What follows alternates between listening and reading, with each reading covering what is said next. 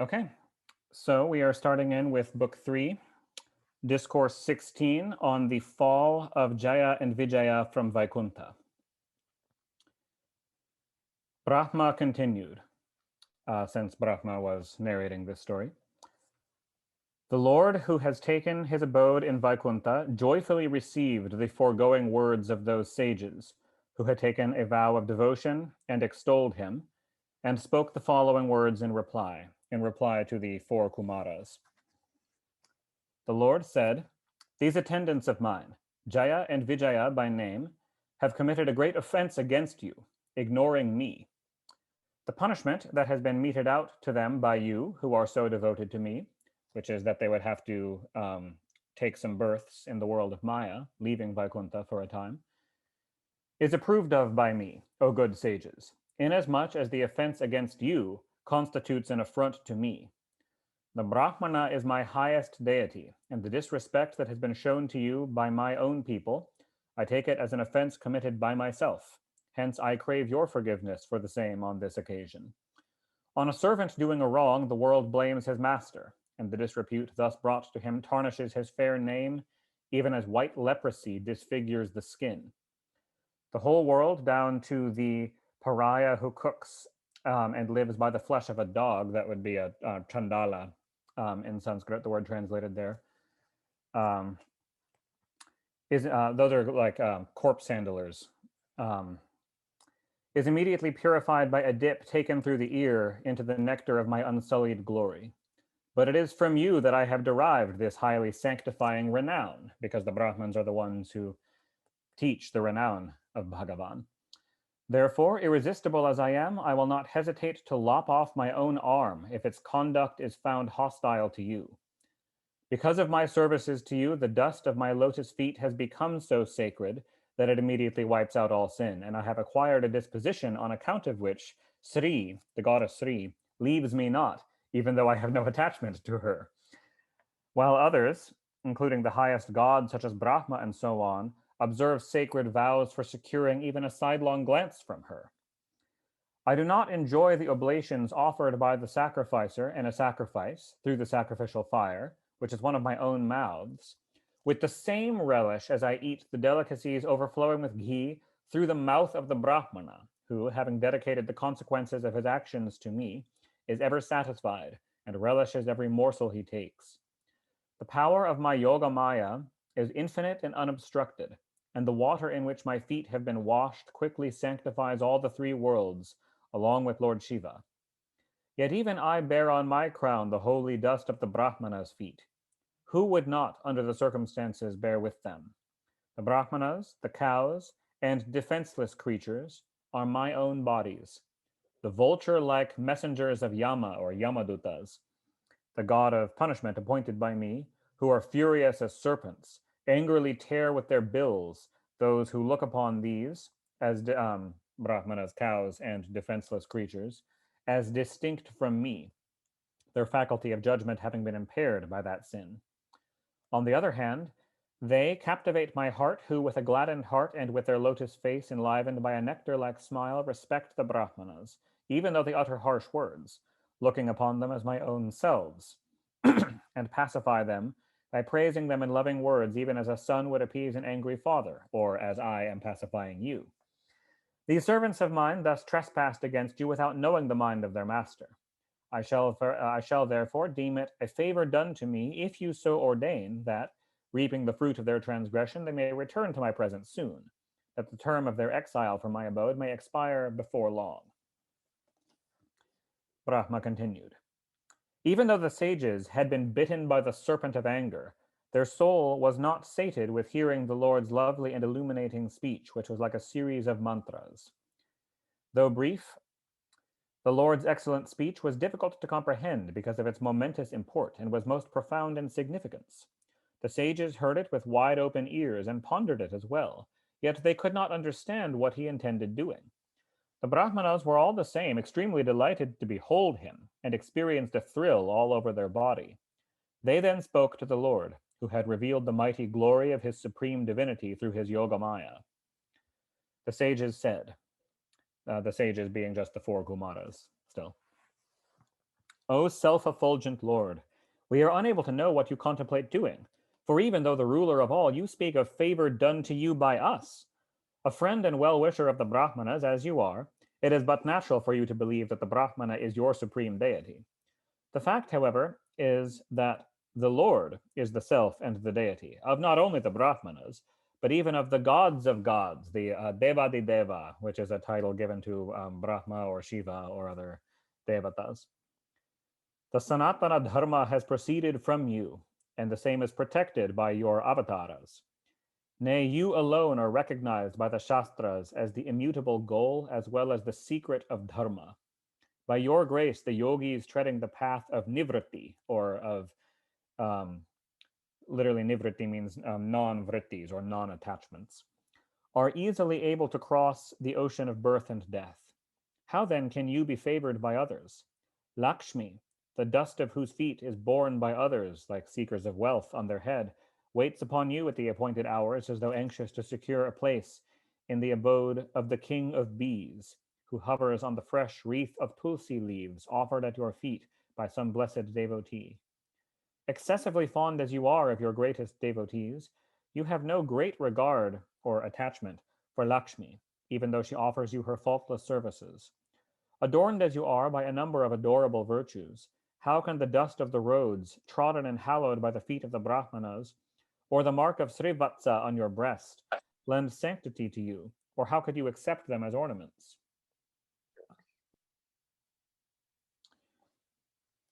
O Lord, in the form of Dharma, you are manifest in all the three yugas, Satya, Treta, and Dvapara.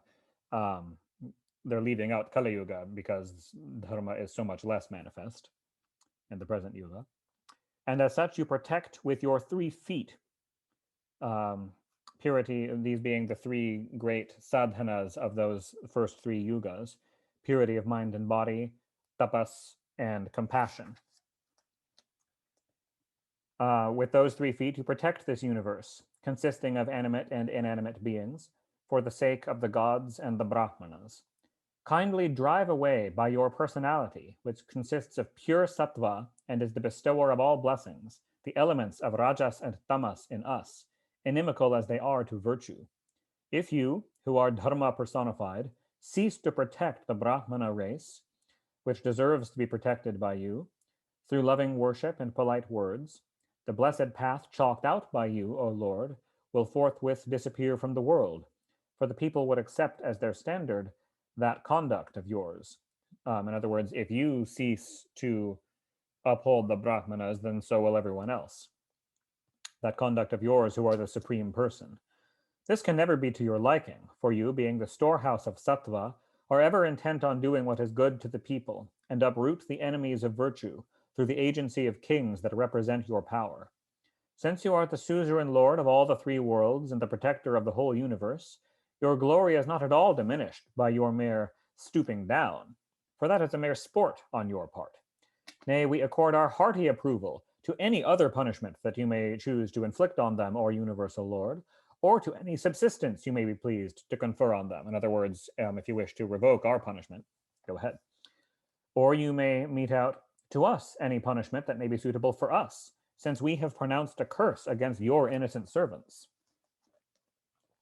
The Lord replied, know that the imprecation uttered by you was ordained by myself, O holy Brahmanas. Therefore, being born before long into the demoniac species, or into the Asura race, and firmly united in thought with me through concentration of mind intensified by anger, they will return to my presence shortly afterwards. So this is actually a point that comes up a lot in the Shastras, that hatred of God is a valid path of bhakti. It's a rough one. It involves a lot of suffering, but intense concentration on the Lord, even if it's as an enemy and as something you hate, still constitutes Ishvara raga, or intense attachment to Ishvara, and is a valid path of bhakti yoga. Just a really rough one, and not a very recommended one. Brahma continued, having seen Lord Vishnu, who was so delightful to the eyes, and his self-effulgent abode Vaikunta, the sages now went round the Lord, and walked around him, parikrama, and prostrated themselves before him. And then, taking leave of him, they returned extremely delighted, returned to their own home abode, applauding his divine splendor. The Lord then said to his attendants, Jaya and Vijaya, "Depart, but fear not. May all be well with you. Though capable of nullifying the Brahmana's curse, I would not do so. On the contrary, it has my approval. It has already been pronounced by Rama, which is the name of the goddess Lakshmi, who was angry with you when on a previous occasion you stopped her entry at the door while I was buried in my yoga nidra. Absolved from the sin of insulting the Brahmanas by concentrating your thought on me through anger, you shall return to my presence not long afterwards." When he says not long, obviously he means by the standards of Vaikuntha, which is eternal, because it actually was like millions of years. But by Vaikuntha's standards, that isn't long. Having thus instructed his gatekeepers, the Lord entered his abode, adorned with rows of palaces and possessed of an all-surpassing splendor. As a result of the Brahmana's curse, which was not easy to escape, the two attendants of the Lord, the foremost of the gods of Vaikuntha, lost their splendor, and their pride too was gone, even as they were about to fall from the realm of Sri Hari.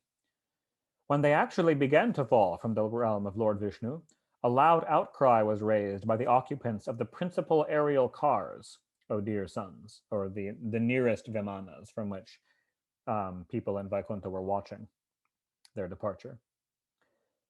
It is those two principal attendants of Sri Hari that have now entered the powerful seed of Kashyapa deposited in the womb of Diti.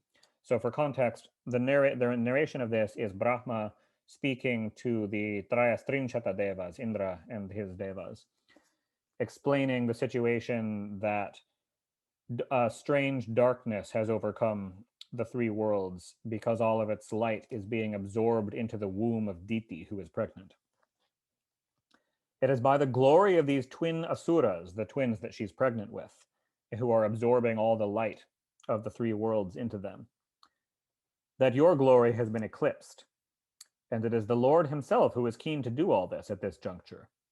The Lord, who is the controller of the three gunas, nay, who is responsible for the creation, preservation, and dissolution of the universe, and whose yoga maya cannot be easily understood even by masters of yoga, that most ancient person alone will come to our rescue. What purpose can be served in this behalf by our deliberation on the subject? I believe when it says ancient person, what it's translating in Sanskrit is Adipurusha. It does mean most ancient, it means first, like the first or primal or archetypal person, Adipurusha. Thus ends the 16th discourse in Book 3 of the great and glorious Bhagavata Purana, otherwise known as the Paramahansa Samhita. Discourse 17, the birth of Hiranyakashipu and Hiranyaksha, and the latter's, Hiranyaksha's, conquest of the four quarters. Maitreya continued. So Maitreya is narrating Brahma, who was narrating this to the Devas. So Maitreya continued. The Devas were rid of fear on hearing the cause of the darkness as explained by Brahma the self-born, and then they all returned to heaven, to Svarga. As for Diti, that virtuous lady had been very apprehensive of trouble to the gods from the children in her womb, ever since her husband predicted the same, and brought forth the two twin sons after full 100 years, meaning she, after her husband told her the chaos and trouble that her children would cause, she prevented herself from giving birth. She herself was like a goddess and was able to do this and held herself pregnant for 100 years, but finally could hold it back no longer and gave birth. Even at the hour of their birth in that hermitage, in the ashram of Diti and Kashyapa and his other wives, many an evil portent, which foreboded a great calamity to the world, occurred in heaven and on earth, as well as in the space between these two regions, meaning in Svarga, in Bhuloka, and in Bhuvaraloka. Bhuvaraloka is the loka in between, the sky world, essentially. Parts of the globe shook along with the mountains. All the quarters appeared to be on fire. Meteors and thunderbolts descended on earth, and comets portending grief appeared. There blew winds which were most uninviting to the touch, hissing again and again, and uprooting gigantic trees. They had storm for their army and clouds of dust for their ensigns. Ensigns are like flags of military divisions.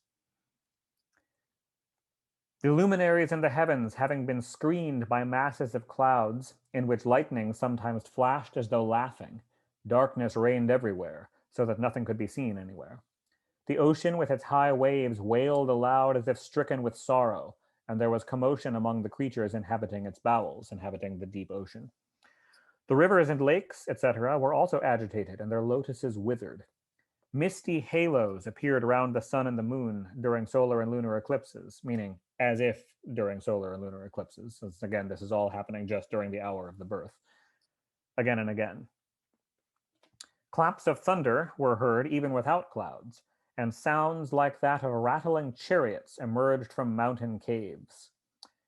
Probably, I don't know how many of you have heard a chariot. You may have in a procession or something. They're pretty loud, especially if they're not on a super smooth road. The rattling of a chariot is a very loud noise.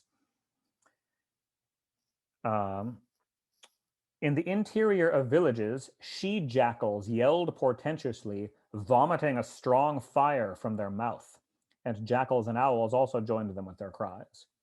Raising their necks, dogs uttered here and there various cries in the matter now of singing and now of wailing. And donkeys in rut ran hither and thither in herds, striking the earth, O Vidura, with their hard hoofs and wildly braying. Frightened by the donkeys, birds flew shrieking out of their nests, while cattle in the cow pens, as well as in the woods, passed dung and urinated. Cows yielded blood in place of milk from terror. Clouds rained pus. The images of gods shed tears, and trees fell down without a blast, meaning without a wind, that just spontaneously died and fell over. Ominous planets, such as Mars and Saturn, shone brighter and surpassed the auspicious ones, such as Mercury, Jupiter, and Venus, as well as a number of lunar mansions, or nakshatras, and taking a seemingly retrograde course, came into conflict with one another. So the Jyotish was very inauspicious, foreboding great suffering and conflict to come from the children being born at this time. Noticing these and other such mighty portents of an evil type, people other than the sons of Brahma were seized with fear, inasmuch as they did not know the secret of these portents, and they thought the dissolution of the universe was at hand.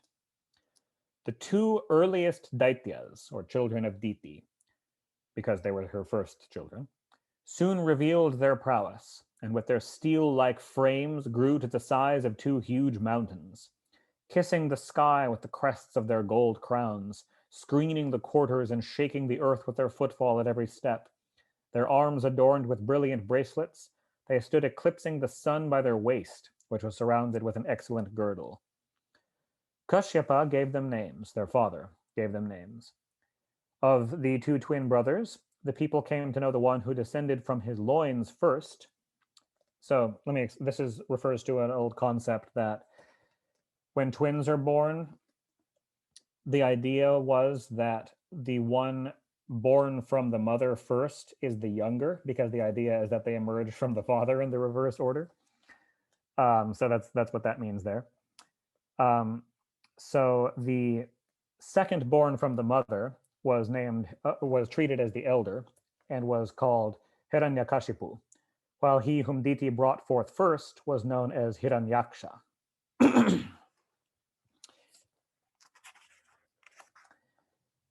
Fearing death at the hands of none by virtue of a boon got from Brahma, we're just skipping over the story of how they won the boon. I believe that is told elsewhere. Hiranyakashipu was puffed up with pride and brought, it is told elsewhere. Hiranyakashipu was puffed up with pride and brought under his sway by his strength of arms all the three worlds. Here given as meaning not just the smaller three worlds, Bhuloka, Bhuvarloka, and Svargaloka, but meaning the Bhuloka, all the overworlds and all the underworlds, the Patalas as well, along with their guardian deities. His beloved younger brother, Hiranyaksha, who always tried to please him and was very fond of war, once went up to heaven, mace in hand, seeking combat. His tempo was difficult to resist. He had anklets of gold tinkling about his feet. Adorned with a Vaijayanti garland, which is an auspicious garland for victory that warriors would go into battle wearing.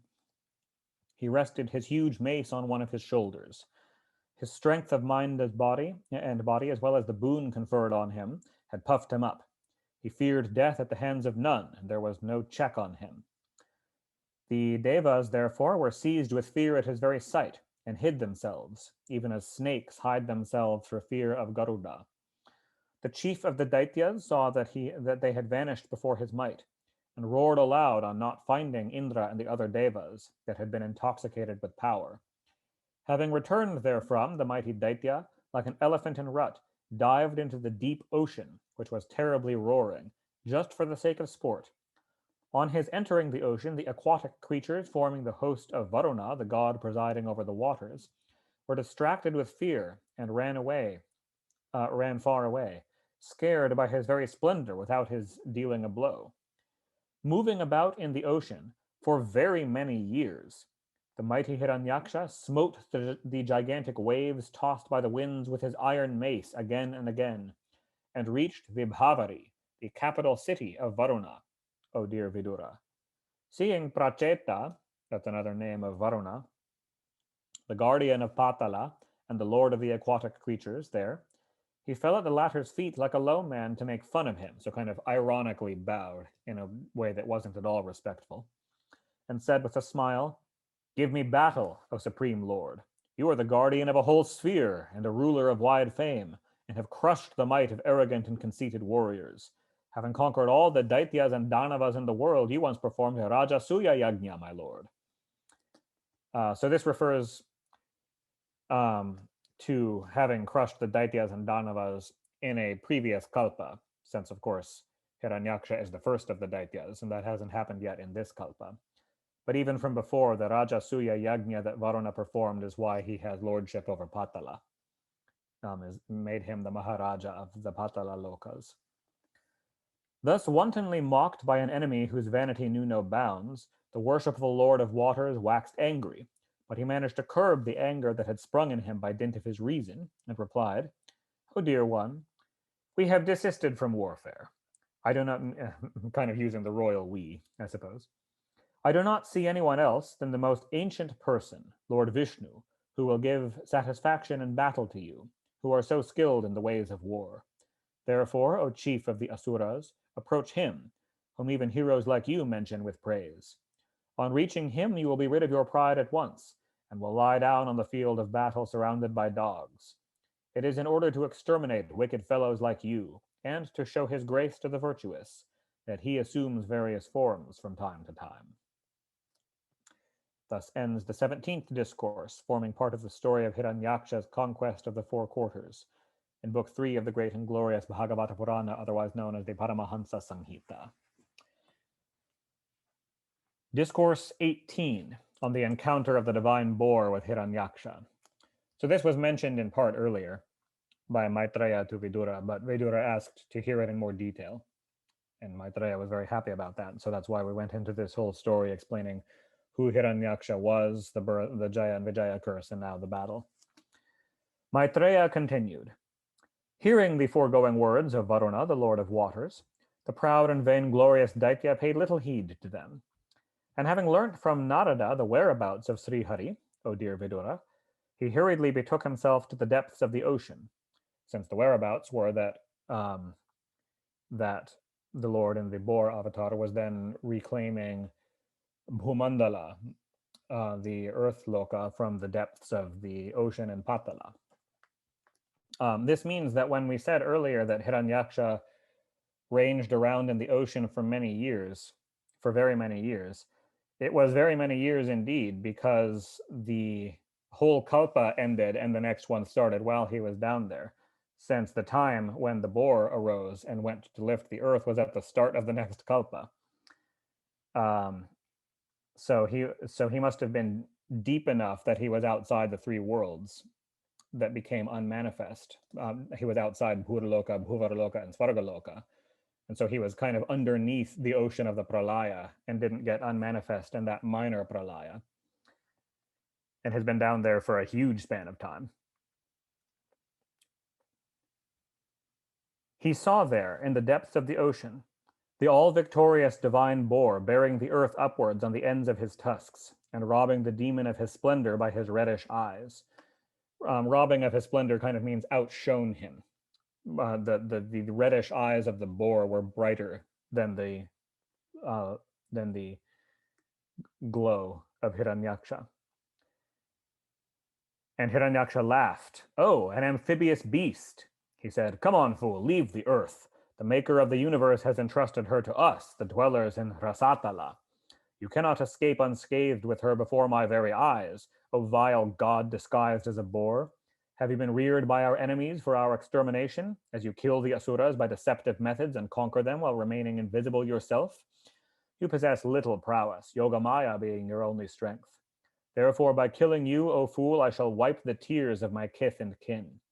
When you fall dead with your skull smashed by the mace hurled by our arms, the devas and sages who bear offerings to you will cease to be like trees without roots. Though being pierced by the shaft-like abusive words of the enemy, the Lord bore the pain of those words, perceiving the earth on the ends of his tusks affrighted, and emerged out of the water like an elephant with his female companion assailed by an alligator.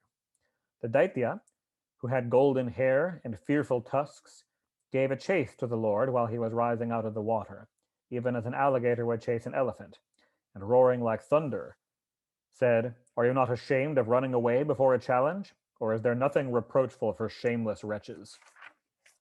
The Lord placed the earth on the surface of the water within his sight, and transferred to her his own energy in the form of capacity to support herself on the water, while the enemy stood looking on, and while Brahma extolled him and the Devas rained flowers on him. Again, what we're calling the earth here is Bhumandala. It's not the earth, the planet that we live on and experience now. It's a much wider loka. The whole cosmology will be explained in book 5, canto 5, in great detail. Oh, I see, Sunil, you sent a message here. We are in book 3 of the Bhagavata Purana in discourse 18. If you want to catch up with us there. Okay. The Lord now displayed a terrible rage, and having made sure that Bhudevi was safe, and spoke, laughing, to the demon who was now close upon him, armed with a mighty mace, who was adorned with gold ornaments and protected by a queer armor of gold, and had all along been cutting him to the quick by his abusive words. The Lord said, "Indeed, we are wild brutes, O wretch, looking about for dogs like you. Heroes take no notice of your braggadocio, bound as you are with the cords of death. Scared away by your mace, we who have stolen the charge of the dwellers in Rasatala stand here casting all shame to the winds." He's saying this kind of ironically, going along with Hiranyaksha's jests. "Yet willy-nilly we must take our stand on the battlefield, for having brought about enmity with a powerful adversary, where can we go? A leader of leaders of foot soldiers as you are, take prompt steps to overthrow us, giving up all hitch, and wipe the tears of your kith and kin by slaying us. For he who does not deserve a seat in an assembly, who fails to redeem his plighted word." Maitreya continued, severely taunted and ridiculed by the Lord in an angry mood. Hiranyaksha waxed violently angry like a serpent which is being played with. Like harassed, like if you poke a snake with a stick, essentially. Hissing indignantly with all his senses shaken by wrath, the Daitya quickly sprang upon Srihari and dealt him a blow with his mace. The Lord, however, dodged the violent blow of the mace aimed at his breast by the enemy by moving aside a little, just as an accomplished yogi would elude death. Srihari now waxed angry and rushed to meet the demon, who, taking up his mace again, began repeatedly to brandish it, biting his lips in rage. And then, with his mace, the Lord struck the enemy on his right eyebrow. But skilled as he was, O gentle Vidura, he intercepted it with his own mace. In this way, Hariyaksha, another name of Hiranyaksha, and Srihari struck each other with their huge maces in great rage, each seeking his own victory. There was a keen rivalry between the two combatants, both of whom had sustained injuries on their body from the blows of each other's pointed mace, and grew more and more enraged at the smell of blood on their person. In their eagerness to win, they were performing maneuvers of various kinds, and their contest presented the sight of an encounter between a pair of bulls for the sake of a cow, because they're fighting over the earth being metaphorically the cow here. Brahma, surrounded by sages, came to witness the combat, O Vidura, of Hiranyaksha and the Supreme Spirit, who had assumed the semblance of a boar by dint of his own Maya, and who represents the various yajnas on his person, both of whom bore enmity to each other for the sake of the earth. When the worshipful Brahma, who was followed by thousands of sages and seers, saw that Hiranyaksha was full of manliness and devoid of fear, and had returned the blows of the Lord and possessed irresistible prowess, Brahma spoke to Lord Narayana, the earliest boar, meaning the first boar, or Adivaraha, the primal boar. Brahma said, "Having secured a boon from me, my lord, this demon is proving a constant annoyance, and is not only trespassing against, but causing fear and doing injury to the gods that have sought protection in your feet, as well as to the Brahmanas, the cows, and other innocent beings, and having no rival to contend with him, goes about the spheres in search of one. Play not with him, as a child may with an enraged serpent, him who is skilled in conjuring tricks, arrogant, self-willed, and most wicked. Presiding over your own Maya, slay this sinful demon, O immortal Lord, before he grows formidable with the approach of an hour which is favorable to him. The most dreadful hour of twilight, which is ruinous to the world, my lord, is fast approaching, O soul of the universe. Be pleased, therefore, to bring victory to the gods. The auspicious period known by the name of Abhijit, which commenced at midday, has now all but passed. Therefore, in the interest of us, your friends, pray dispose of this formidable foe quickly. This fellow has, luckily enough for us, come of his own accord to you, his death, as ordained. Therefore, exhibiting your prowess, kill him in this duel and establish the worlds in peace." Thus ends the 18th discourse. Discourse 19, the death of Hiranyaksha. Maitreya continued. Hearing the words of Brahma, which were free from guile and sweet as nectar, the Lord heartily laughed and accepted his prayer with a glance laden with love. Thereupon the divine boar sprang and aimed his mace at the chin of his enemy in the form of that demon, who was stalking fearlessly before him. Struck by the demon with his own mace, however, it slipped from the Lord's hand, so the Lord got hit and dropped his mace, and looked splendid as it fell down whirling. This was something miraculous, as it were, that Hiranyaksha had managed to strike and disarm Vishnu. Even though he had an opportunity to strike, the demon refused to strike his unarmed foe and respected the law of a single combat, thereby kindling the fury of the universal Lord, who was even further enraged by being shown mercy. As his mace fell and a cry of alarm rose from the witnessing crowd of gods and rishis, the Almighty Lord acknowledged the demon's love of righteousness, of fair play in the duel, and invoked his discus Sudarshana. As the discus began to revolve and the Lord was contending at close quarters with the chief of his attendants, who had now been born as Hiranyaksha, there issued from every direction strange expressions uttered by those who were witnessing the scene from their aerial cars, and had no knowledge of the Lord's real reality, saying, "May victory attend you, pray dispatch him." When he beheld the Lord, who had eyes as big and lovely as the petals of a lotus, standing in position before him, and armed with a discus, Hiranyaksha's senses were overpowered with indignation, and hissing, he bit his lips in great resentment. The demon, who had fearful tusks, stared at Srihari as though he would burn him, and springing into the air, aimed his mace at him, exclaiming, "You are slain." The Lord, who had assumed the form of a boar that represented all the yajnas, playfully knocked it down with his left foot, O saintly Vidura, even as it came upon him with the force of a tempest. So he kicked Hiranyaksha's mace out of the air, while the enemy was still looking on.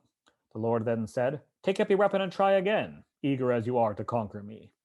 Challenged in these words, the demon aimed his mace once more and loudly roared. When the Lord saw it flying towards him, he stood firm and caught it even as it came, with the same ease as Garuda would seize a serpent. The great demon felt humiliated and was put out of countenance when his valor was thus frustrated, and he was reluctant to take back the mace which was being offered by Srihari. He now took a trident, which was rapacious as a flaming fire, for hurling it against the Lord, who was Yajna personified, even as one would use spells for a malevolent purpose against a holy Brahmana. The idea being that it would be as vain to try to use black magic against a Brahmin priest of the Vedas as it is to try and strike down the Lord with objects of creation that are his own manifestation. Hurled with all his strength by the mighty Daitya, the glowing trident shone all the brighter in the sky. Srihari, however, tore it to pieces with his Sudarshana chakra, which had a sharp-edged rim, even as Indra cut down a wing of Garuda dropped by the latter. That refers to a whole story in which Indra once severed one of Garuda's wings in an ancient battle. The demon got enraged when his trident was cut to pieces by the discus of Srihari. He therefore advanced towards the Lord and, roaring aloud, smote him with his hard fist on his broad chest, which bore the mark of Srivatsa, and then went out of sight. Hit in this manner by the demon, O Vidura, the Lord, who appeared as the Adivaraha, did not feel the least quaking in any part of his body, any more than an elephant would when struck by a wreath of flowers. He now employed many a conjuring trick against Srihari, the Lord of Yogamaya, at the sight of which the people were filled with alarm and thought the dissolution of the universe was near. Fierce winds began to blow, which spread darkness occasioned by dust, and stones came in volleys from every quarter as if thrown from slings. The luminaries in the heaven disappeared due to the sky being overcast with masses of clouds, which were accompanied by lightning and thunder, and rained pus, hair, blood, feces, urine, and bones. Mountains discharging weapons of various kinds appeared, O sinless Vidura, as also naked demonesses armed with tridents, their hair hanging loose. Most cruel and savage slogans were uttered by hosts of yakshas and rakshasas, who were all of a ruffian type, and either marched on foot or rode on horses or elephants or in chariots. The Lord, who represented all the yajnas in his person, now discharged his beloved discus Sudarshana, which was capable of dispersing the mayas displayed by the demon. That very moment, all of a sudden, a shudder ran through the heart of Diti as she recalled the words of her husband, the sage Kashyapa, and blood flowed from her breasts. When he saw his magic forces dispelled, he went into Hiranyaksha went into the presence of Lord Keshava once more, and, full of rage, encompassed him within his arms, but found the Lord standing outside the circle of his arms, so the Lord slipped out of his wrestling hold. As he began to strike the Lord with his fists, which were harder than adamant, Lord Adhokshaja, these Keshava, Adhokshaja, these are all names of Vishnu, slapped him in the root of his ear, even as Indra hit the demon Vritra. Though struck indifferently by the Lord, as in like kind of casually, without his full effort, the demon's body began to wheel, the eyeballs bulged out of their sockets, and he fell down dead, like a gigantic tree uprooted by the wind, his arms, legs, and hair on his head broken and scattered. Brahma and others, who had now arrived, they had been watching the whole time, but perhaps this fight was kind of ranging around, and so Brahma had to, and the other spectators had to follow them, saw the demon with fearful tusks lying on the ground, biting his lips, the glow on his face yet unfaded, and admiringly said, "Oh, who could meet such a death? Struck by a 4 foot of the Lord, whom yogis meditate upon in seclusion through yoga in the form of abstract meditation, seeking freedom from their limitation, which is unreal. And gazing on his countenance, this crest jewel of Diti's sons has shuffled off his mortal coil. These 2 demons, Hiranyaksha and his brother, are no other than the Lord's own attendants who have attained to this accursed state through a curse. After going through some more births, they will return to their abode." The gods addressed the Lord. "Hail, hail to you, the source of all yajnas, who have assumed a form consisting of pure sattva for the purpose of maintaining this world.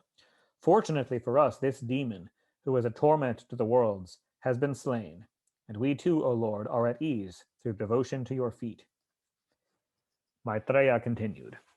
Having thus killed Hiranyaksha of irresistible prowess, Srihari, who had appeared in the form of the Adivaraha, retired to his own realm, which is the abode of uninterrupted joy, while Brahma, who had his seat on a lotus, and others extolled him. I have narrated you, as I was told by my guru, O good friend, the exploits of Srihari, who came down to the material plane, and how that Hiranyaksha of mighty valor was knocked down by him like a plaything in that great encounter. Sutta continued. So this is zooming out a level further. It's actually 2 levels further. So Sutta, the kind of outermost narrator, since this is Ugrasrava Sutta narrating to Shaunaka the story of Shuka narrating to Parikshit the story of Maitreya narrating to Vidura the story that we're hearing. Sutta continued, hearing the narrative of the Lord as it was told by the sage Maitreya, son of Kusharu, Vidura, who was a great devotee of the Lord, derives supreme delight, O holy sage. One rejoices to hear the life account even of virtuous souls of sacred renown and extensive fame. There will be no limit, then, to one's joy on hearing the story of the Lord who bears the mark of Srivatsa. The Lord quickly delivered from a difficult situation the lordly elephant, who, when seized by an alligator, technically a crocodile, fixed his mind on his lotus feet in the midst of his female companions, who all shrieked. What grateful soul is there who would not devote himself to such a master, who can be easily pleased by guileless men resorting exclusively to him for protection, though the unrighteous find it difficult to propitiate him? He, O holy Brahmanas, is speedily and completely absolved even from the sin attaching to the murder of a Brahmana, who listens to, sings, or even applauds the story of the most wonderful pastime, the destruction of Hiranyaksha at the hands of the Lord, who assumed the form of a boar for the sake of rescuing the earth. This most sacred narrative confers extraordinary merit, wealth, fame, longevity, and all the objects of one's desire. On the field of battle, it promotes the strength of one's vital organs and organs of action, to invoke this Leela. Those who listen to it, at the last moments of their life, find their asylum in Lord Narayana, O dear Shaunaka, meaning will go to Lord Narayana if you listen to this Leela while you are dying. Thus ends the 19th discourse entitled The Death of Hiranyaksha in Book 3 of the great and glorious Bhagavata Purana, otherwise known as the Paramahansa Samhita.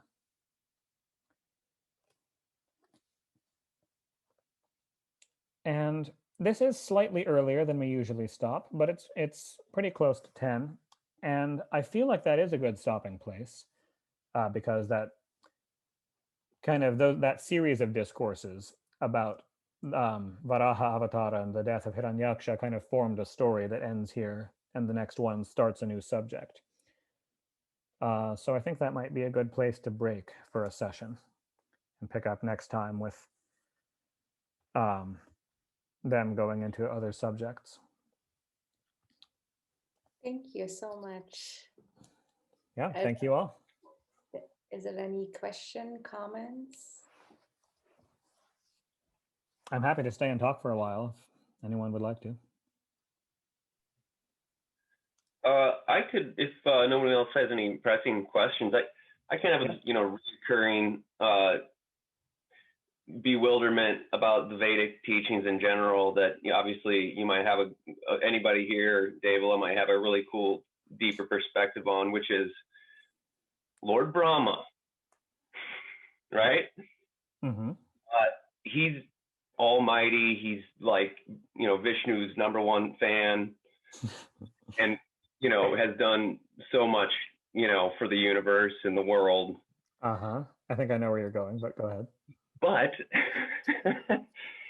how many? He has 2 temples, 1 or 2 temples in India only, and it's kind of radical that there are any, from what I understand.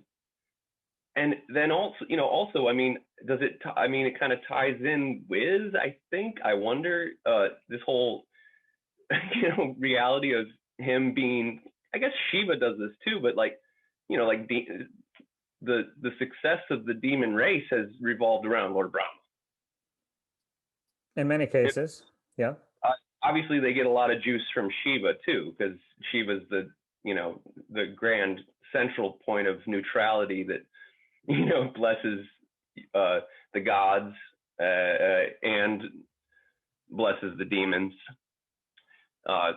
Whoever pays homage to him, gets his blessing. Whereas, from what I understand, Lord Vishnu just like avoids demons like the plague. So, what's up with that though? I mean, Lord Brahma, he doesn't have any temples, and here he is. He's like, I love Vishnu, but I'm also gonna give a massive boon of invincibility to the very beings that are possibly going to destroy Vishnu. What's up with that? Yeah. Okay. So there's a few more than one or two Brahma temples, but it's true they're very rare. I think there's about 4 or 5 in India. But compared to a Vishnu or Shiva, there's thousands and thousands. So obviously it's a huge difference. He's worshipped more. I heard one rumor that he did something bad to Shiva, or he got on Shiva's bad side, or something like that. There was a curse. There was a curse that he would not be worshipped. That's a major reason. I actually think that story might be in the Bhagavatam. It's definitely in some other Puranas. Wow. We might get to that. Shiv Yeah. Purana. I think it comes in Shiv Purana. It's a little bit in here somewhere. We will. Yeah. Come Yeah. to It's more told. It's told in greater detail in several other Puranas. Shiva Purana. especially Shiva Purana, where Yes. head was chopped. Was it one of his head was chopped off? Yes. Oh, that's another story. There's two. There's 2 stories. Yes, Shiva did. Brahma used to have 5 heads, and Shiva chopped one of them off. That leads into the whole story of Shiva's form as Kala Bhairava, and that's a whole other long story, which is given in various Puranas. I don't think this one. At least it mentions it briefly, but it doesn't really go into it in the Bhagavatam. No. But there's another story in which Brahma lied to Vishnu and Shiva to basically try to make himself seem more glorious in a contest. And, worship from us humans doesn't really matter to these beings. Worship is for our sake, not for theirs. So it's no real loss to Brahma if people here in this tiny loka, in an infinitesimal part of his creation, don't worship him. So it's kind of just like almost like a friendly little insult between friends. Like, okay, you told a lie, that wasn't good. Nobody's going to worship you. Compared to us. So there is that story behind it. It's not like Brahma suffers from the lack of temples to him in India, but that there is a story behind it there. And also in different places, it talks about how different devatas are rising to prominence in different yugas. That Brahma was far more worshipped in Satya Yuga, Surya far more in Treta Yuga, that the worship of Vishnu peaks in Dvapara Yuga, and that Shiva's worship is at its peak in Kali Yuga. Wow. And so we're kind of at the furthest point in the Yuga cycle when the worship of Brahma is kind of at its lowest ebb. So that's another aspect to it. It's like it's kind of like he presides over creation, and we being in an era primarily of destruction, his influences are kind of the furthest from us. They're in some of the older texts, like in some of the Upanishads, like I know that in Ishavasya Upanishad, there's a lot of worship of Brahma, particularly as Hiranyagarbha, and as dwelling inside the sun, and there are meditations given to him. And those sadhanas have become really rare. Very few people have Brahma as their Ishta Devata today. It's actually a little bit more common in Thailand. In Thai Hinduism, Brahma is more worshipped than he is in India now. But it's kind of become an obscure thing because of the age of the world that we're in, and because of that curse. And also because Brahma tends to direct worship up to Vishnu. Yeah. So what's the deal with him championing the demons so much? Yeah. So this is also explained. He doesn't go out of his way to do it. there's no stories in which Brahma just goes up to anyone, Asura or Deva or anyone, and just gives them boons for free. Hiranyaksha and Hiranyakashipu, this is told in the Bhagavatam in much more detail, I believe actually fairly soon when we get to the story of his brother, Hiranyakashipu, the tapas they went through to get those boons.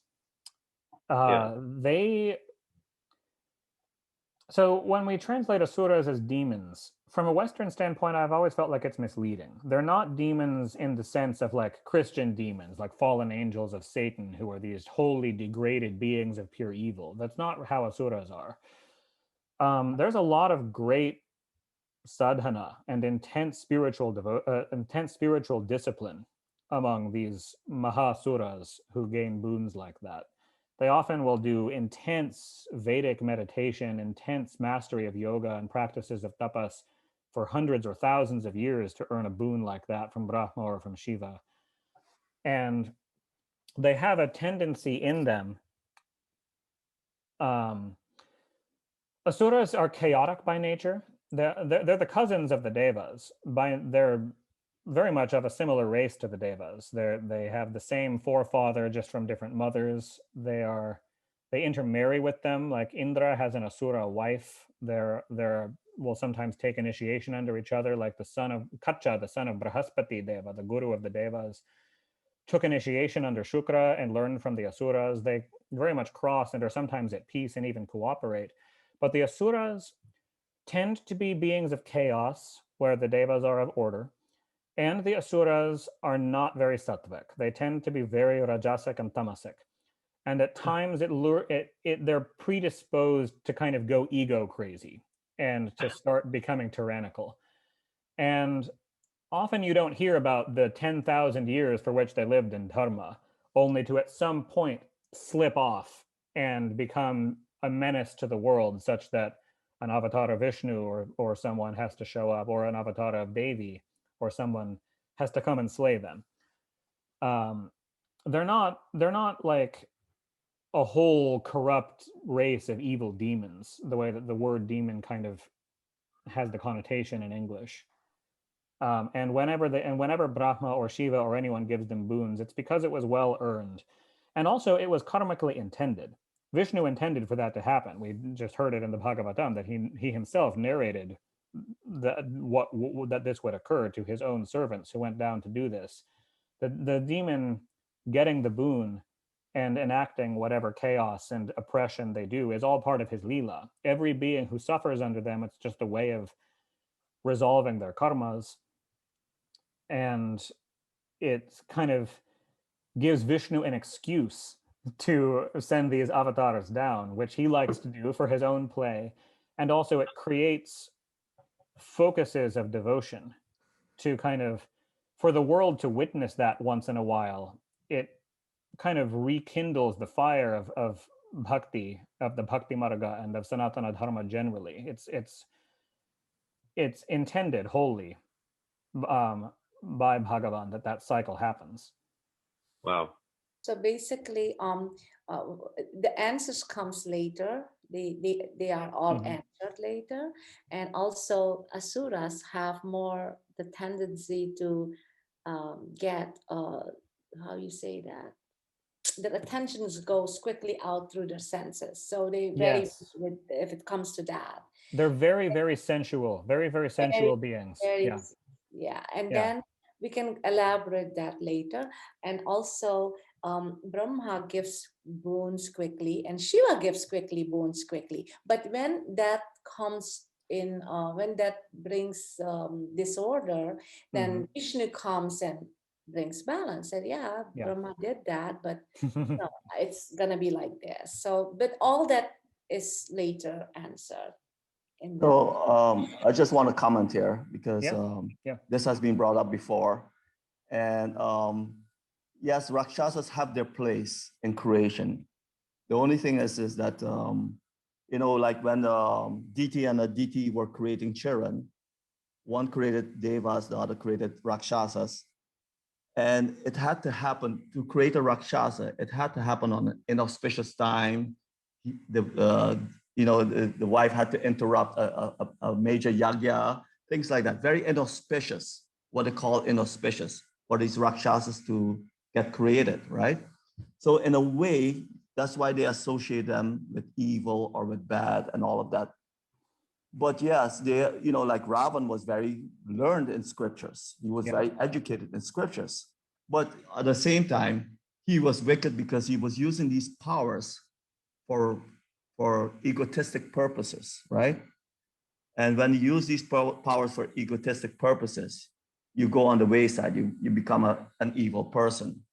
But he was very close to Lord Ram at the same time. He was very close in a different lifetime. He was very close to Lord Ram. So you see the interplay of nature there. But you have to understand it in the right perspective. I have a question about that. Yeah, Can I ask a question about that? Yeah.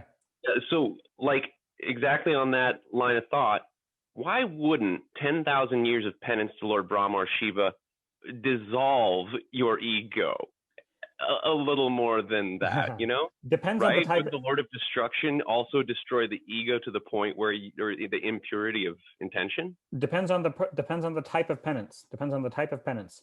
Oh. The type of tapas they set out to do, the sankalp from the start inflects the whole thing. Wow. They set the sankalp. They weren't trying to purify their ego. They actually were being very careful not to. They were ruled by their ego from the start, and would shy away from. They weren't like learning under a guru who was guiding them to moksha. They set the sankalp to earn a boon from the beginning, and the whole time it was inflected with they're doing it to gain power, and the whole motivation in their heart of why they want the power is to inflict it over other beings. And that type of tapas is, even when other beings practice it, like Vishvamitra, for example, as an example of this, a sage Vishvamitra, who's not an asura or a rakshasa or anything, he was a human. As a kshatriya. He was a kshatriya. It can take a long time to purify that way. It's different from like bhakti yoga or some of the shorter paths that are recommended for Kali Yuga. This old tapas, first of all, it required lifetimes beyond what we have. This took hundreds of years. Like we today can't do it. We would literally die of old age before we would get very far, and in the length of times these practices take. And it would actually stir up in kind of an intermediary step. That kind of tapas generates a lot of heat in a spiritual sense. It generates a lot of proneness to anger and rage. That's why some of these sages, first of all, they do it in a very isolated place so that nobody will disturb them, because it's actually dangerous to disturb them. They'll often kind of burst forth in curses in an intermediary stage. And over a long enough time, it does eventually purify out, if that's the